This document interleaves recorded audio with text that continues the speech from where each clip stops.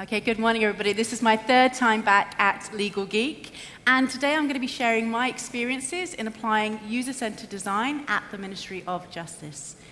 So this is my team. I run a team of 22 people. We are designers, we are researchers, we work with policy teams and operational teams to help them be more user-focused, to test and prototype ideas early, and to make the most of techniques from digital design and data to solve complex problems. We were the first government department to have a lab like this, and we've been running for about 3 years now. So, you do have to press it hard. Okay, so the kind of thing we're trying to do, most users, most citizens, experience government through the lens of services, things that help them to do a thing. But most of government actually communicates through the lens of policy. So we're trying to bring these two worlds together all of the time. And this is really exciting because right now, policy professionals in government are expected to have a new skill in their armor, which is user-centered design. So this is in their framework, and this was only added last year. So right now, we're expecting a new generation of policymakers to be good at user-centered design, and the time is now for this. And a lot of people think that government just makes laws and legislation and amends that, but actually there's plenty of things that teams do. So we design services, we provide funding, we provide education. So there's lots of space to innovate in terms of what we want to do with government.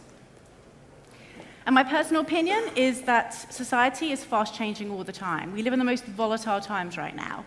So what we really need is adaptive policy design where we can get feedback and test ideas of people earlier on. So here are my lessons. So lesson number 1 is to design for users, of course, but we have to go further than that. We have to design for people in crisis, we have to design for vulnerability, and we have to design for behavior. We were talking earlier in Susan's talk about modernizing lots of forms, because that's how most people experience government right now. And this is the child arrangements form. It's called the C100. Many of you have probably come across it. What you see on the left-hand side is the current form, the paper form.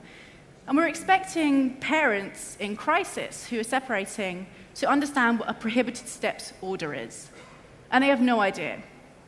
And what we're trying to do now is to test these forms of people in law clinics, out in libraries, to see what kind of language they need to use services. So what you see on the right-hand side is the digital version of the C100. It's now live in 30 courts in England and Wales.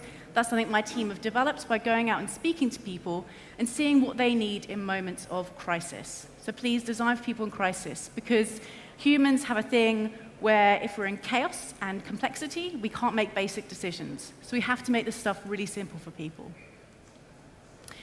Now, government primarily has focused a lot on how we design for disability and how we design for screen readers. But one of the things that's really exciting right now in UK government is that we're trying to broaden this out. And we're looking at what it means to design for anxiety. What does it mean to design for someone on the autistic spectrum?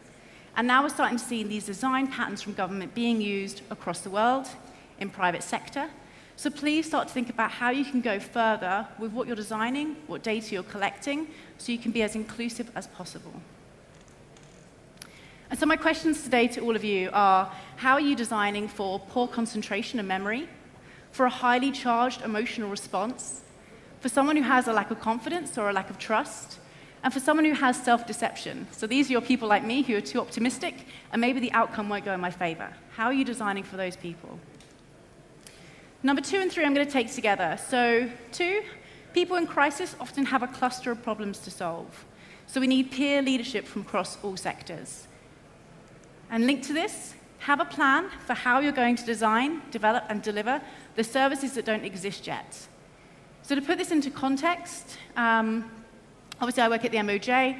I think a lot about where people's problems start. So a legal problem very rarely starts as just a legal context. Usually people have a housing problem, or they have a problem with their benefits, or they have a problem with education, and those things spiral very, very quickly.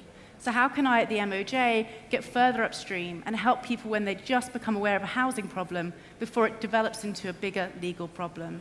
So please start to think about where problems cluster and how you can get further upstream to help people earlier on in their journey. Number 4, so keep experimenting until you find the language that builds understanding. As a former Prince 2 practitioner, this used to be my world. I used to love my RAG ratings. But actually, does this really articulate someone in crisis who needs us to develop the right service for them? Is this the right language to use to pull out how people are feeling right now? Or maybe it's this. Maybe we should be bringing more design thinking into government to really articulate those pain points and where people get stuck and where they need our help.